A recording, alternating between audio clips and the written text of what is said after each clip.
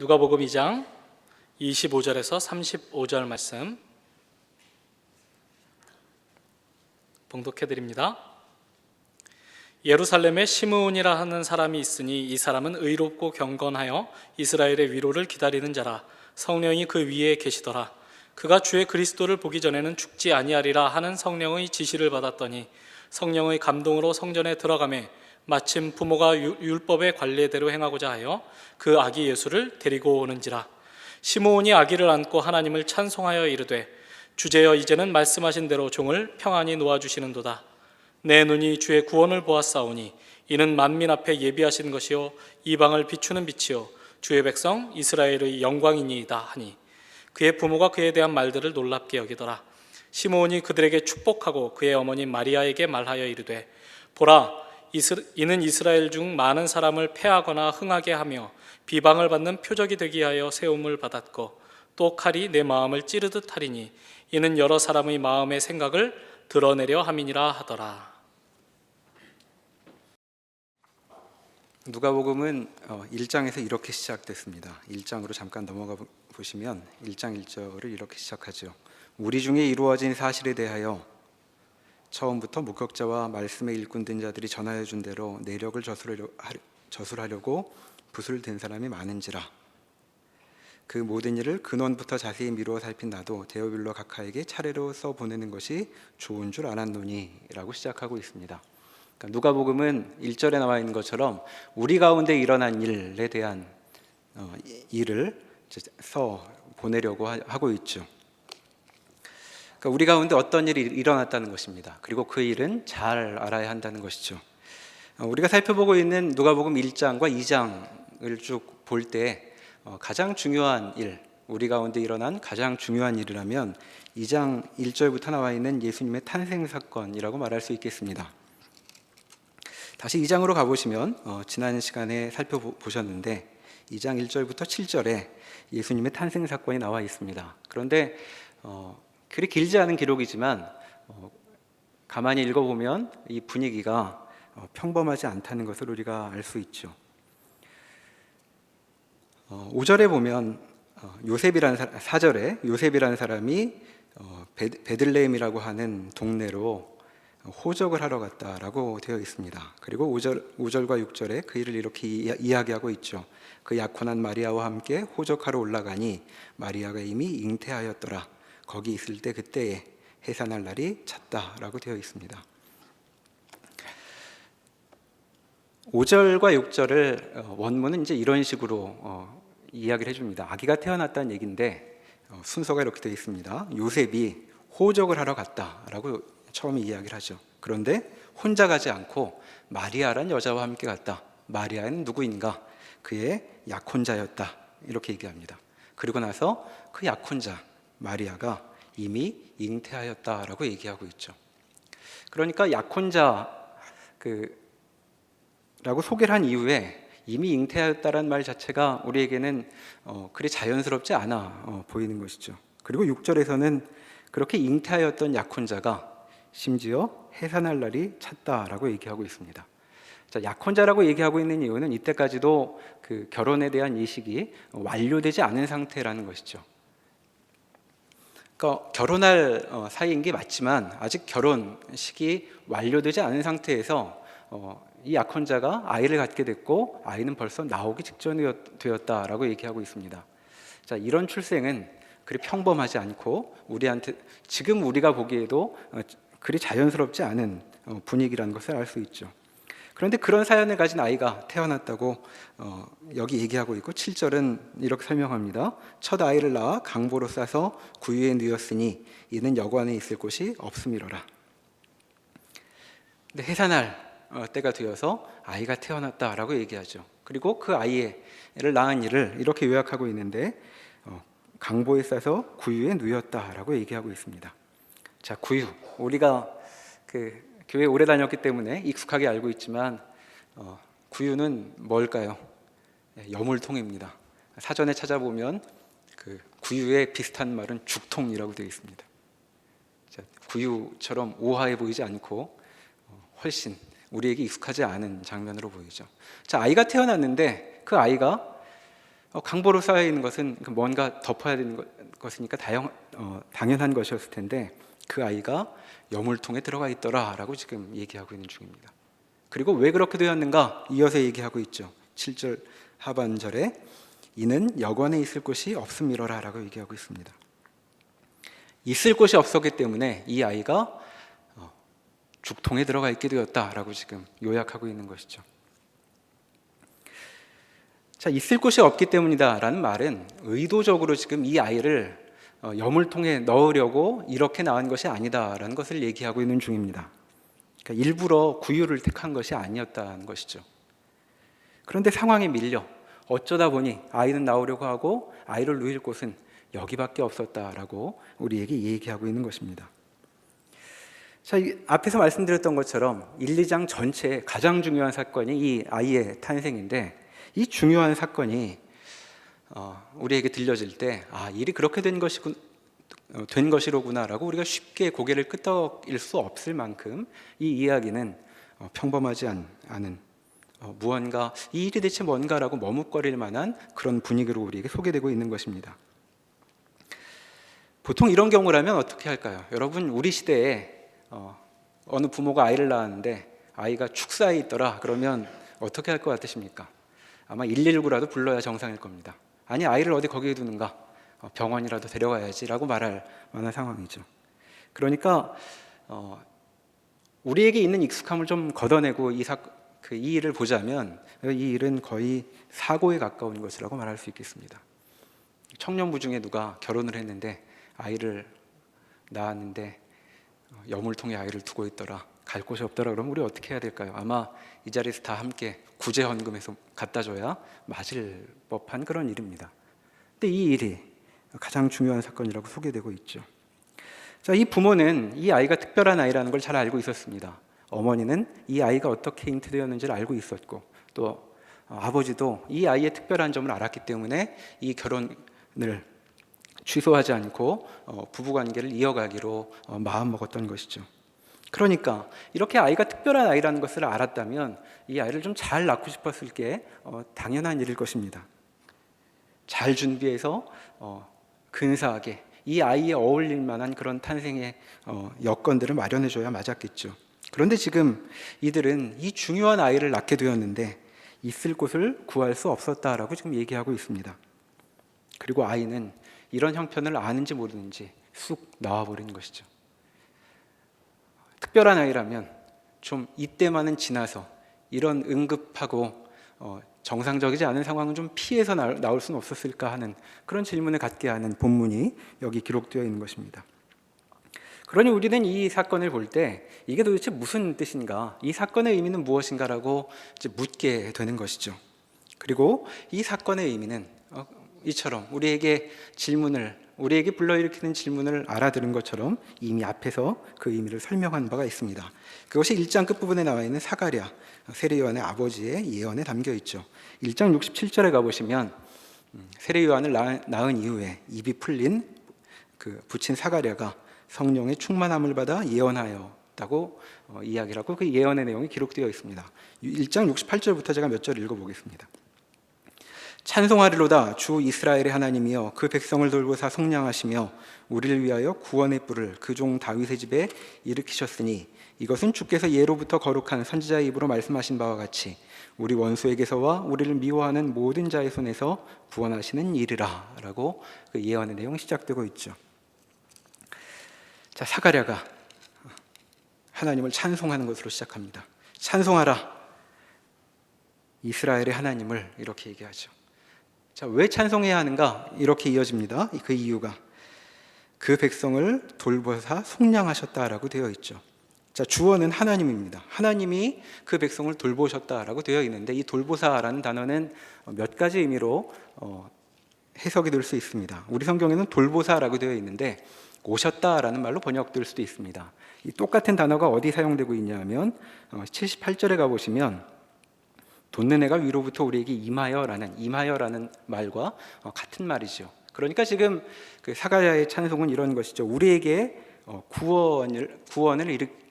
구원이 있을 것이다. 하나님께서 무언가 일을 하실 것이다. 그런데 그 구원이 어떻게 오는가? 그가 하나님이 그 백성에게 방문하셨다. 이렇게 이야기를 시작하고 있는 것입니다. 자, 왜 오시는가? 구원의 뿔을 일으키러 오신다고 되어 있습니다. 구원의 뿔이란 말은 이제 힘을 가리켜서 무언가 힘을 발휘하시기 위해서 오신다는 것이죠. 방금 우리가 읽은 것처럼 우리의 원수에게서와 우리를 미워하는 모든 자의 손에서 구원하시기 위해 하나님께서 일을 시작하셨다. 어떻게? 우리에게 다가오심으로, 우리에게 내려오심으로 라고 얘기하고 있죠. 그리고 이 예언은 78절에 다시 한번 반복되고 있습니다. 이는 우리 하나님의 긍휼로 인함이라. 이로써 돋는 해가 위로부터 우리에게 임하여 어둠과 죽음의 그늘에 앉은 자에게 비치고 우리 발을 평강의 길로 인도하시리로다. 자, 아들이 그 하나님의 일을 앞서 준비하기 위해 어떤 임무를 갖고 있다는 사실을 기억하고 이 모든 일은 긍휼로, 하나님의 긍휼로 이루어진 일이라고 얘기하고 있으면서 하나님의 긍휼이 어떤 일을 이루어내는가를 78절에 이어서 얘기합니다. 자, 하나님의 긍휼이 무슨 일을 이루는가? 돋는 해가 위로부터 우리에게 도달하게, 우리에게 임하게, 우리를 방문하게 한다라고 얘기하고 있습니다. 하나님이 긍휼하셔서 돋는 해, 이 돋는 해는 메시아를 가리키는 것이죠. 메시아가 우리를 방문할 것이다 라고 얘기하고 있습니다. 그분은 왜 오시는가? 어둠과 죽음의 그늘에 앉은 자에게 빛을 비추기 위해서, 그리고 우리의 발을 평강의 길로 인도하시기 위해 오신다라고 얘기하고 있는 것이죠. 그러니까 사가랴는 지금 이런 예언을 하고 있습니다. 우리에게 구원의 일이 이루어질 것이다. 자, 이 일은 그리 새롭지 않습니다. 예전 조상들도 다 알고 있었던 일이고 많은 선지자들이 얘기하고 있는 것이죠. 그와 같은 구원이 드디어 시작될 것이다 라는 얘기를 하고 있죠. 그리고 한 가지를 더 얘기하고 있습니다. 어떻게 그 구원의 일이 이루어질 것인가? 하나님이 이 세상을 방문하셔서, 찾아오셔서 이 예언의 성취가 있을 것이다 라고 얘기하고 있는 것입니다. 그리고 나서 우리가 잘 알고 있는 아기 예수의 탄생이 이어서 기록되어 있는 것이죠.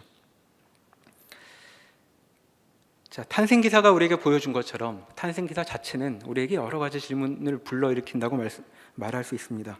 귀한 아기였는데 앞에서 보았던 것처럼 그 아기의 출생은 전혀 준비되지 못한 상황에, 아직 무언가 마련되지 못한 상황에 아기가 출생해 버린 것 같죠. 그러니까 이런 사가랴의 예언을 들었지만 여전히 우리에겐 질문이 남습니다. 예언이 성취됐다는 것이 정말 맞는 것인가? 사가랴 이렇게 영광되게 얘기한 것처럼 그런 일이 정말 일어나는 건 맞는가 하고 묻게 되지요. 왜냐하면 앞서 보았던 것처럼 탄생기사 자체만을 곰곰이 보자면 그것은 예언의 성취라기보다는 뉴스의 짤막한 기사로 처리될 법한 사건, 사고처럼 보이기 때문입니다.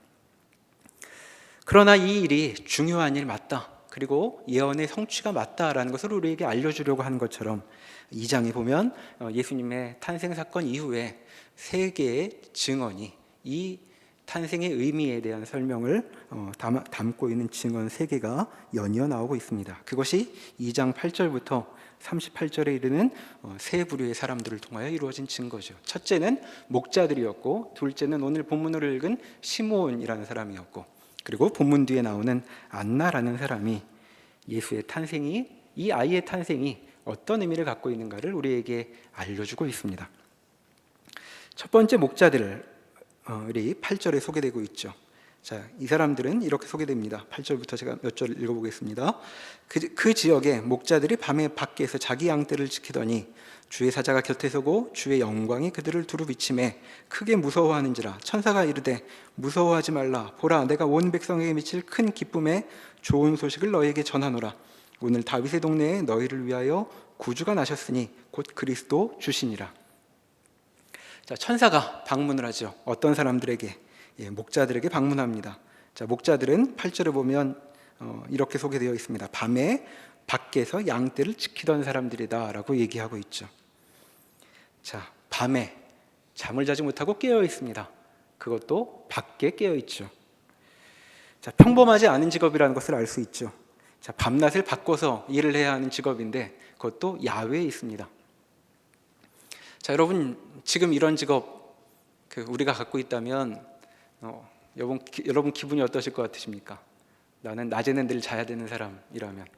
그리고 밤에 월급을 받긴 하지만 늘 밖에서 시간을 보내야 되는 직업이라면 여러분 선뜻 그런 직업 택하실 것 같으십니까? 이 사람들은 딱한 처지에 있는 사람들이라고 말할 수도 있을 것입니다. 또 요즘처럼 전직이 자유로운 시대가 아니라면 평생 이러고 산다면 아마 피곤한 인생이었다고 말할 법한 그런 사람들이죠. 자, 이런 사람들에게 천사가 방문한 것이죠. 자, 천사가 느닷없이 방문해서 이들에게 이렇게 얘기합니다. 9절에 보면 10절에 내가 온 백성에게 미칠 큰 기쁨의 좋은 소식을 너에게 전하겠다라고 얘기하죠. 자, 여기 좋은 소식이란 말이 복음이란 말입니다. 자, 기쁨의 복음을 전하겠다라고 얘기하죠. 자, 온 백성에게 미칠 소식이라고 얘기하고 11절에 너희를 위하여라고 얘기하고 있습니다. 그러니까 목자 같은 사람들에게도 한밤에 잠도 못 자고 야외에 나와 생계를 유지하고 있는 이 사람들을 포함하여 이렇게 얘기하고 있는 것이죠. 너희를 위하여, 너희도 포함하여 당신들에게도 들릴 좋은 소식을 내가 전하기 위해 찾아왔습니다 라고 얘기하고 있는 것입니다. 좋은 소식의 내용은 구주이자 그리스도이자 주라고 한 단어로는 설명될 수 없는 중요한 분이 나타났다는 것이죠. 그리고 이 일은 그저 알려주는 것으로 그치지 않고 무언가 이들에게 이 일 듣고만 끝날 수 없는 메시지를 담고 있는 것 같습니다. 왜냐하면 12절에 가보시면 천사가 이렇게 얘기하죠. 너희가 가서 강보에 쌓여 구유에 누워있는 아기를 보리니 이것이 너희에게 표적이니라 라고 말합니다. 자, 너희가 가서 강보에 쌓여 구유에 누워있는 아기를 볼 것이다. 그것이 너희에게 주어진 표적이다. 자, 어떤 표적일까요?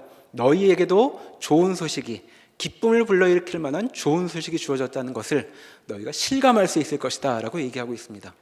자, 이 얘기를 듣고 목자가 15절, 16절에 보면 이렇게 행동합니다. 15절에 보시면 천사들이 떠나 하늘로 올라가니 목자가 서로 말하되 이제 베들레헴으로 가서 주께서 우리에게 알리신 바 이 이루어진 일을 보자 하고 빨리 가서 마리아와 요셉과 구유에 누인 아기를 찾았다라고 되어 있죠. 자, 표적은 너희가 가서 찾아보면 강보에 쌓여 구유에 누워 있는 아기를 볼 것이다 라고 되어 있습니다. 자, 여러분 여기서 무엇이 표적일까요? 강보가 표적일까요? 구유가 표적일까요? 예, 구유가 표적 같습니다. 근데 좀 이상스러운 사인입니다. 자, 목자들이 그 표적을 찾아 이제 빨리 움직이기 시작하죠. 16절에 나와 있듯 그들은 빨리 갑니다. 그리고 찾아보죠. 자, 바삐 움직여서 그 표적을 찾아내려고 하는 것인데 지금 밤 아닙니까? 그러니까 이 밤에 자, 남들은 다 자고 있을 시간이죠. 자, 그때 뭐를 하기 시작한 것일까요? 자, 밤에 모두 잠들어 있는 밤에 온 동네를 찾아다니며 축사를 뒤지는 것이겠죠.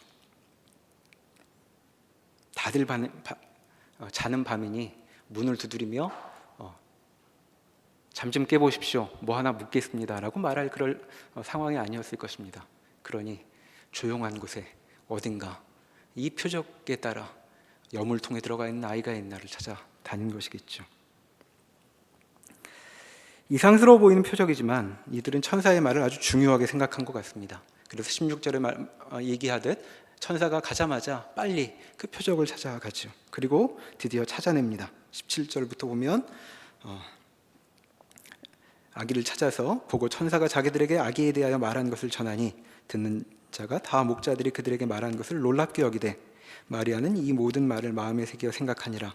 목자들은 자기들에게 이르던 바와 같이 듣고 본 그 모든 것을 인하여 하나님께 영광을 돌리고 찬송하며 돌아가니라 라고 되어 있습니다. 자, 이들이 찾아내서 그 천사가 알려준 이야기를 전하죠. 자, 이 아기는 보통 아이가 아닙니다.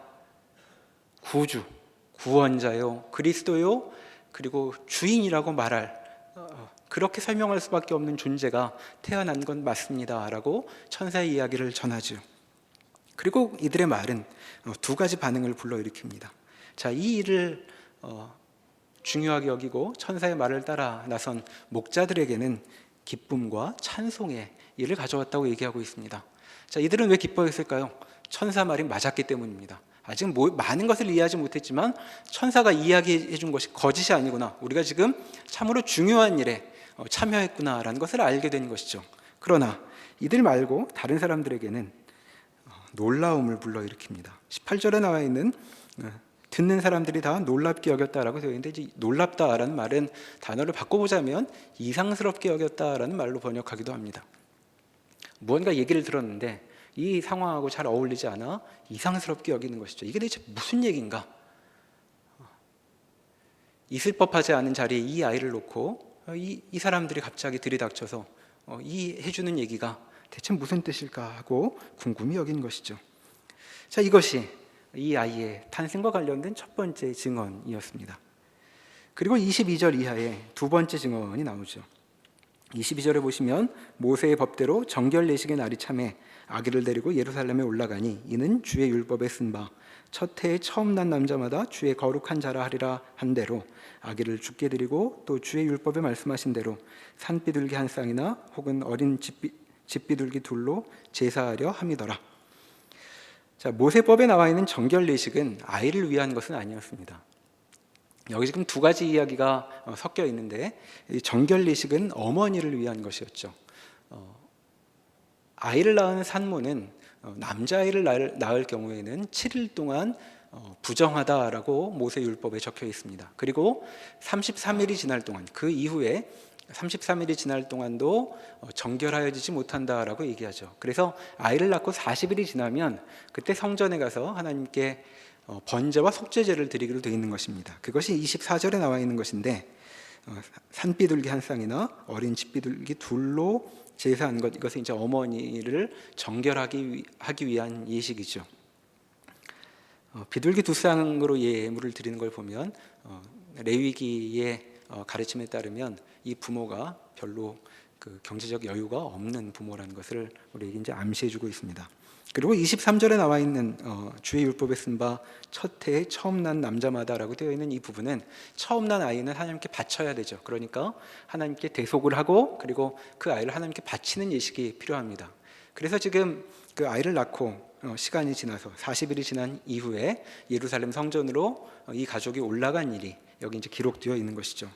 그런데 그렇게 올라갔는데 웬 사람이 이 일에 불쑥 끼어들어옵니다. 그것이 25절부터 읽은 이제 시므온이라는 사람과 관련된 내용이죠.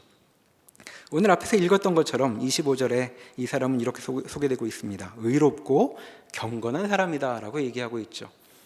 이스라엘의 위로를 기다리는 자이고, 그리고 성령께서 그 위에 함께 머무시는 자라고 소개되고 있습니다.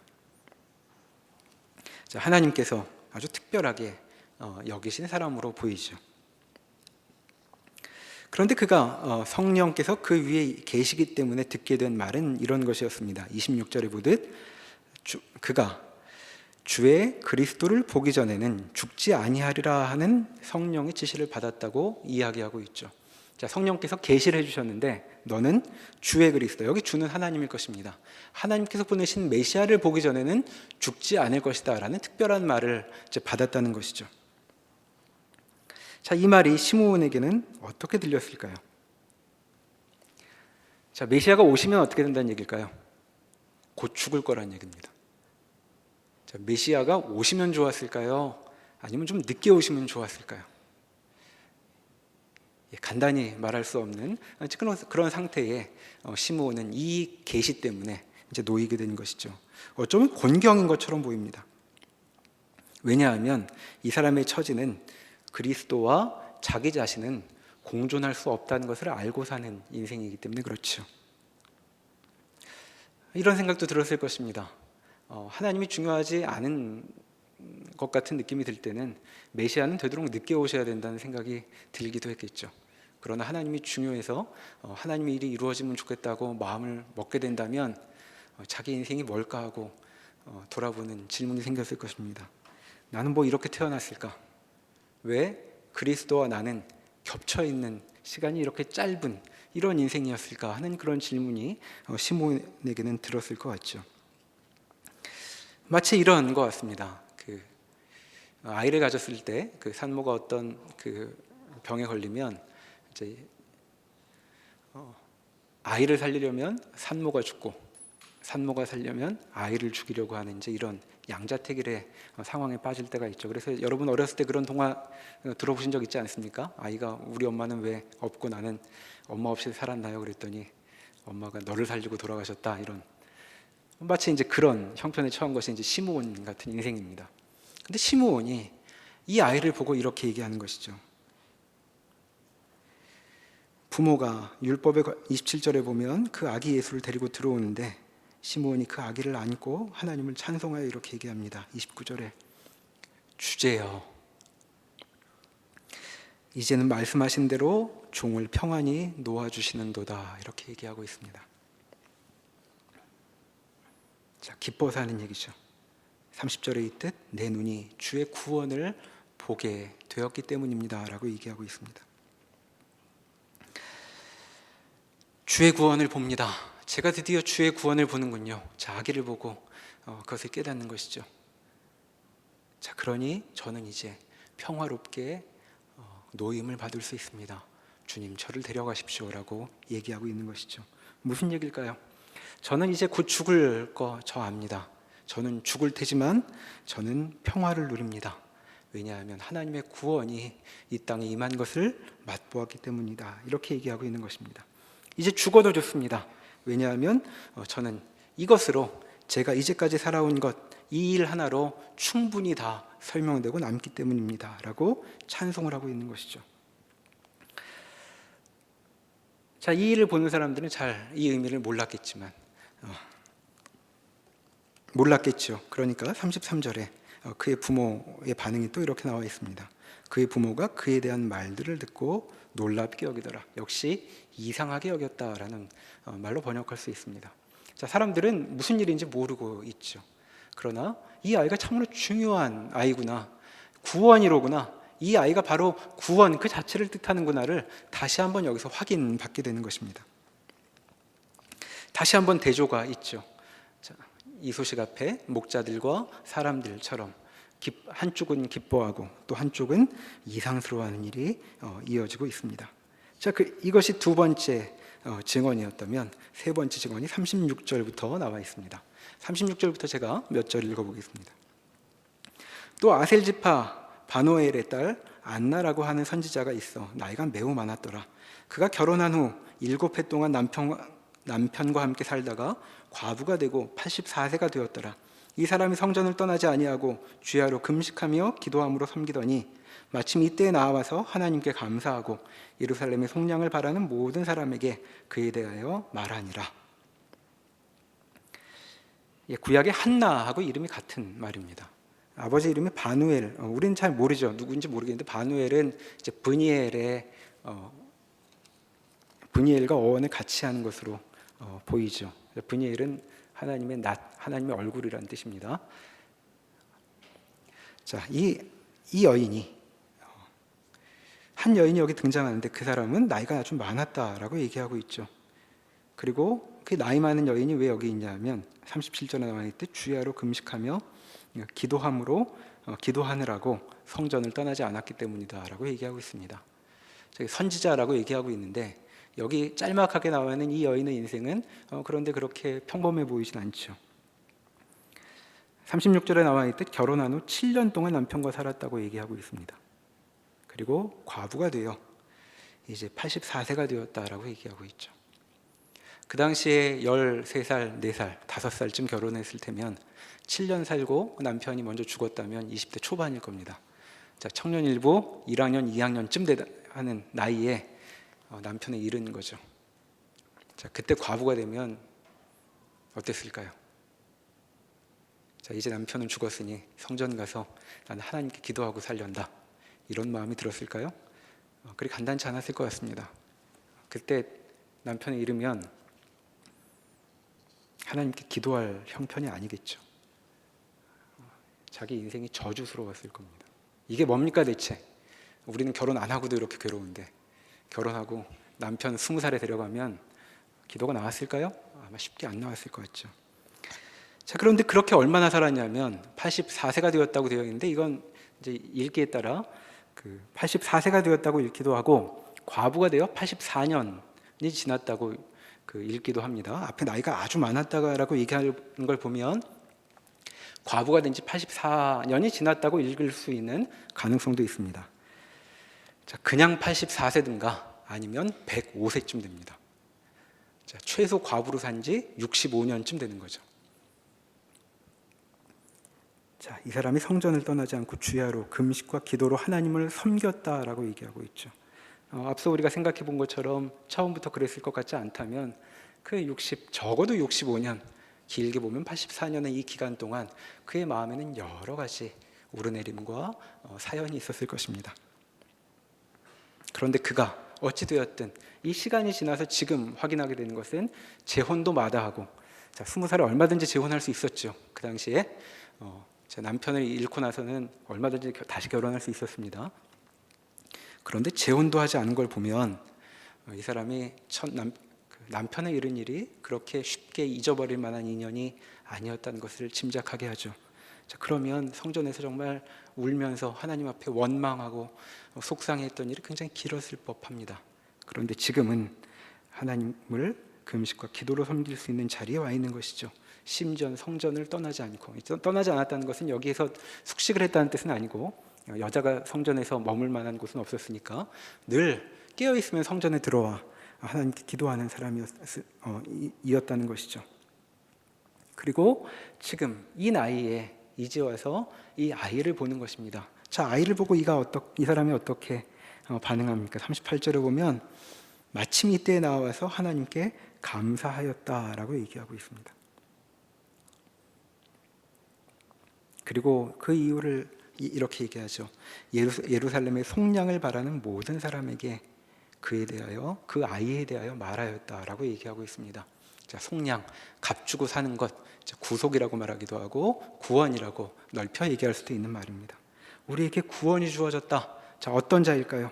속량을 바라는 모든 사람, 자, 속량을 바라는, 구속을 원하는 모든 사람에게 이 아이가 구원으로 와 있다라고 지금 얘기하고 있는 것입니다.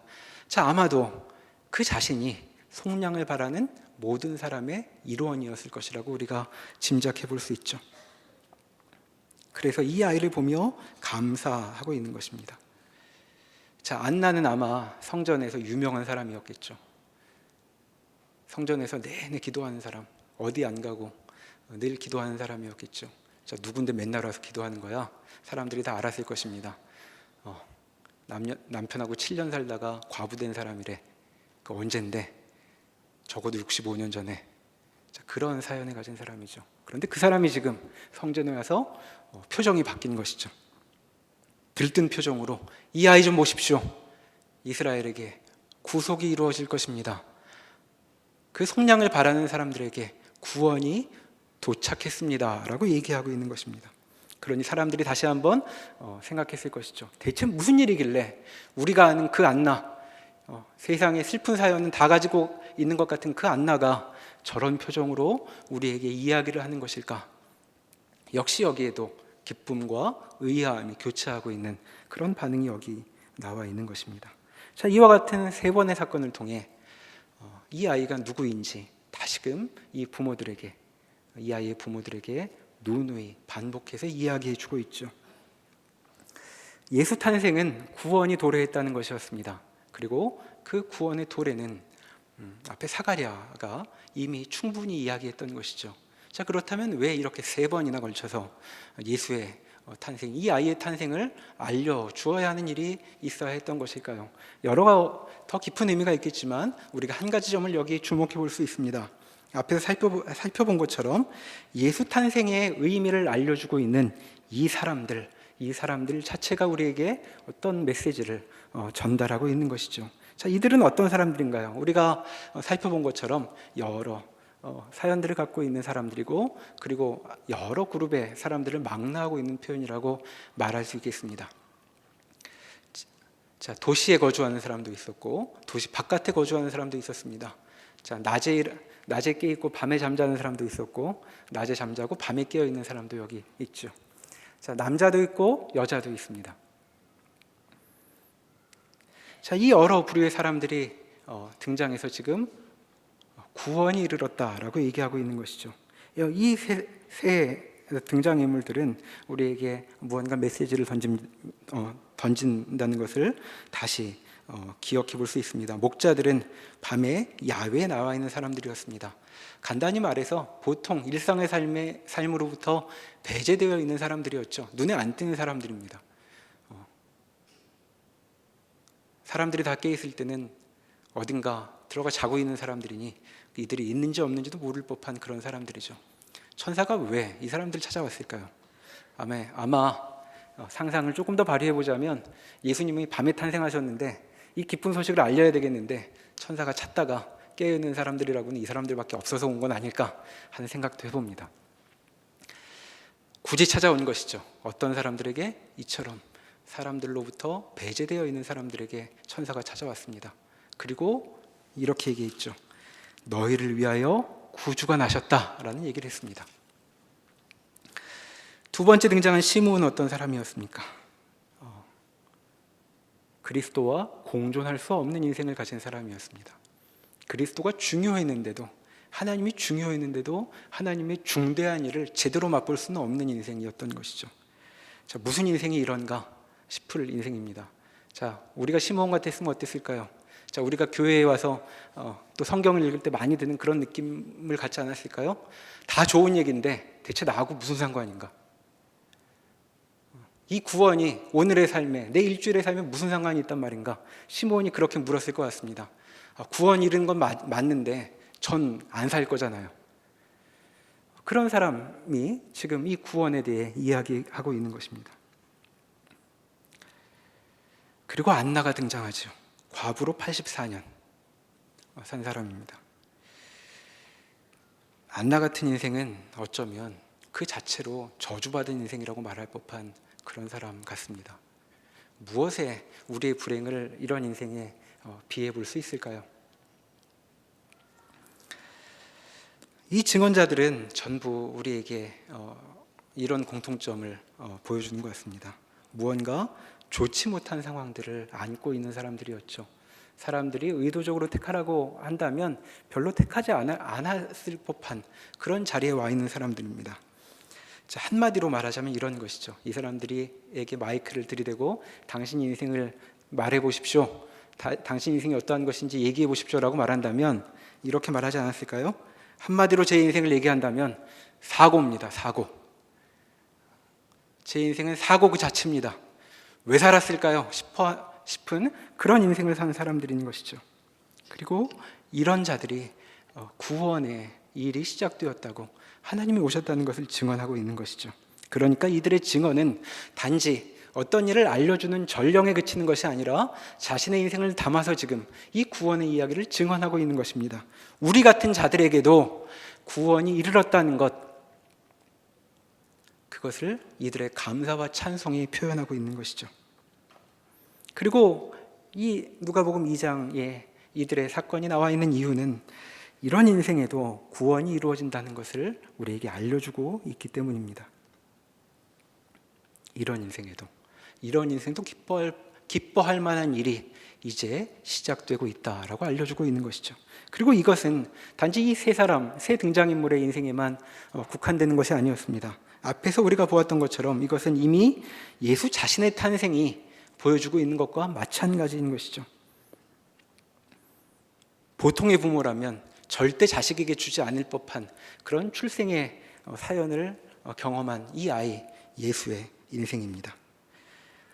사고와 같은, 사람들이 안다면 어디 구제금이라도 걷어 주어야 할 것 같은 그런 일이 이루어졌다는 사실을 알려주면서, 그런데 이 일이 사고에 그치는 것이 아니라 구원의 빛이 도래한 일이라고 여기 알려주고 있는 것이죠. 자, 그래서 1장 79절에 그 사가랴의 예언의 이 끝부분의 말을 우리는 다시 더 실감해 볼 수 있습니다. 어둠과 죽음의 그늘에 앉은 자에게 빛이 비추었다라고 얘기하고 있죠. 자, 그 일이 지금 여기 처음부터 시작되고 있습니다. 그리고 우리가 잘 알고 있는 것처럼 예수의 탄생은 사고가 아니었다는 것, 성경은 증언하고 있죠. 때가 참에 그가 오셨다고 얘기하고 있습니다.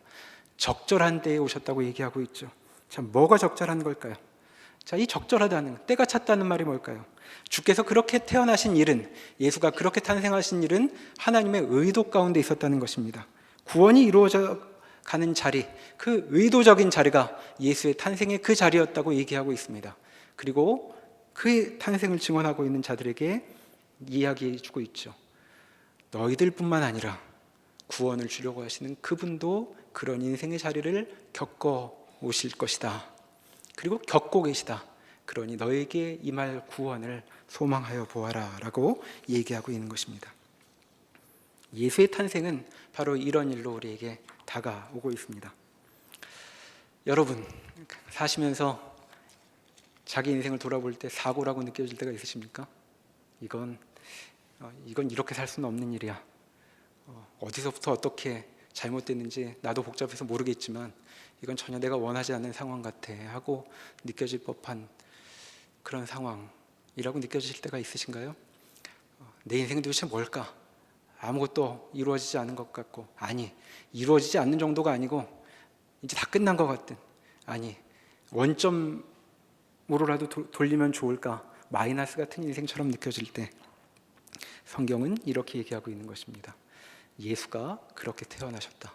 그리고 그분이 그렇게 태어나신 것은 그와 같은 인생에게 구원이 도래한다는 것을 보여주시기 위한 첫걸음이었다라고 얘기하고 있는 것입니다. 자, 그와 같은 자리에서 이 구원의 사실을 기뻐 받은 자들에게 하나님께서 하나님의 일에 참여하는 이 영광을 허락하신 것이죠. 바로 여기서 이 사람들의 모습을 보면서 우리는 예수의 탄생과 이제 예수가 오셔서 여러 가지 말씀을 가르치시고 여러 사역을 하실 텐데 그 일을 어떻게 대하면 좋을지에 대한 한 가지 생각을 더 해볼 필요가 있습니다. 다시 2장 34절, 35절을 펼치시고 한번 보시죠. 시므온이 기쁨으로 찬송하고 또 아이의 부모를 축복한 이후에 어머니 마리아를 빤히 쳐다보고 알듯 모르듯한 이런 얘기를 하고 있습니다. 보라, 이 아이는 이스라엘 중 많은 사람을 패하거나 흥하게 하며 비방을 받는 표적이 되게 하기 위하여 세움을 받았고 또 칼이 내 마음을 찌르듯 하리니 이는 여러 사람의 마음의 생각을 드러내려 함이니라 라는 말을 덧붙이고 있습니다. 자, 이 아이는 이런 역할을 하게 될 것이다 라고 얘기하죠. 두 가지로 얘기합니다. 이 아이 앞에 사람이 서면 두 가지를 경험하게 될 것이라는 것이죠. 갈림길이 될 거란 얘기입니다. 흥하게 되거나 패하게 되거나 망하게 되거나 일으켜지거나 두 가지 일을 앞에 두게 될 것이라고 얘기하고 있습니다. 그리고 그 일이 굉장히 싫어서 사람들의 마음이 받아들여지기 어렵기 때문에 한마디로 이 아이를 요약하자면 비방받는 표적이라고 말할 수 있겠다고 얘기하죠. 자, 비방받는 거, 반대받는다는 얘기입니다. 자, 반대되는 표적이 될 거라고 얘기하는 거죠. 자, 이 아이는 사람들 앞에 서기만 하면 사람들은 이 아이를 피할 것이다. 그리고 이 아이처럼 되면 안 돼. 이대로 가면 안 되라고 비방하게 될 것이라고 얘기하죠. 그럼 이 일이 왜 필요한가? 무엇을 이루려고? 35절에 보면 여러 사람의 마음의 생각이 드러나게 하기 위해서 이 아이가 비방받는 표적이 될 것이라고 얘기하고 있는 것입니다. 자, 예수라는 아이가 태어났는데 이 아이 앞에 서면 우리는 두 가지의 길을 보게 됩니다. 자, 하나는 기쁨과 감사로 나아가는 길이죠. 그리고 또 하나는 이상스러움으로 외면하게 될 길입니다. 물론 예수는 구원을 이루기 위해 오신 분이니 예수가 앞에 서 있는 것은 구원으로 인한 기쁨과 감사로 나아오라고 우리 앞에 서시게 되는 것이죠. 그러나 그와 같은 기쁨과 감사의 길은 이 갈림길 앞에 우리가 어떤 태도를 취할 것인가 하는 우리의 반응을 요구하고 있다는 점을 여기 얘기하고 있는 것입니다. 주께서 주려고 하시는 구원과 그 구원이 가져다주는 기쁨은 반대할 만한 존재, 도무지 포용할 수 없어 보이는 그 존재를 직면하여 그리고 그분의 길을 따라 나아가기로 하는 일, 그 일을 거쳐야만 우리에게 그 기쁨이 주어질 것이라고 얘기하고 있는 것이죠. 그리고 이제 복음서를 쭉 읽어보면 알겠지만 예수님이 자라서 사람들을 만나실 때마다 이런 일들이 계속 펼쳐집니다. 그래서 예수는 논쟁자라는 별명이 붙을 정도이죠. 사람을 가만히 두지 않습니다. 무언가 선택하게 하죠. 자, 가장 먼저 이 일을 겪게 되는 사람이 어머니 마리아입니다. 35절에 나와 있듯 칼이 내 마음을 찌르듯 할 것이다 라고 얘기하고 있죠. 여기 칼은 은장도 같은 게 아닙니다. 양날검, 긴 칼이죠.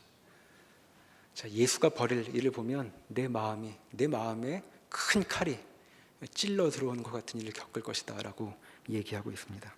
그것이 2장 41절 이하에 나와 있는 그 12살 시절 예수의 사건, 부모와 헤어졌을 때 벌어지는 일이니 한번 나중에 읽어보시면 좋겠습니다. 자, 어머니부터 이 일을 겪습니다. 이 아이가 대체 어떤 아이인가? 이 아이 앞에 난 어떤 마음을 품어야 하는가 하는 질문을 갖게 된다는 것이죠. 자, 이것을 기억하고 우리가 앞으로 복음서를 계속 읽어가면 좋겠습니다. 자, 복음인데 우리에게 구원을 주겠다는 소식인데 이 예수는 우리에게 어떤 메시지를 던질 것인가?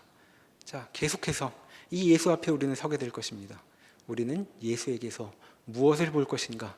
그분의 메시지와 그분의 하시는 일을 통하여 우리 삶에 어떤 의미를 찾아야 할 것인가? 긴장을 늦추지 말고 우리가 함께 읽어가면 좋겠습니다.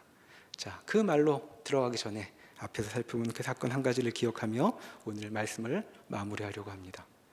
예수께서는 사고 같은 인생들에게 찾아오셨습니다. 그리고 그 정도로는 위로가 경험되지 않는다고 말씀하시는 것처럼 그 자신이 사고처럼 우리에게 다가오셨죠. 그리고 사람들에게 말씀하십니다. 이 일 가운데 하나님의 구원이 일어날 것이다. 지난 한 주간 인생이 사고 같은 분들이 있으셨다면 예수님의 탄생을 통하여 이스라엘처럼 위로를 경험하시면 좋겠습니다. 하나님 우리의 삶 가운데 주의 구원을 이루어내실 것이고 우리에게 감사의 고백을 열매 맺으실 것이라고 우리에게 말씀하고 계십니다. 기도하겠습니다. 하나님 아버지, 예수께서 우리에게 다가오셨습니다. 이 일은 하나님 자신이 우리를 찾아오신 일이라고 말씀하고 있습니다. 우리에게 구원이 이루어질 것이고 그 구원은 우리에게 참 좋은 소식, 기쁨으로만 설명할 수 있는 좋은 소식이라고 얘기하고 있습니다.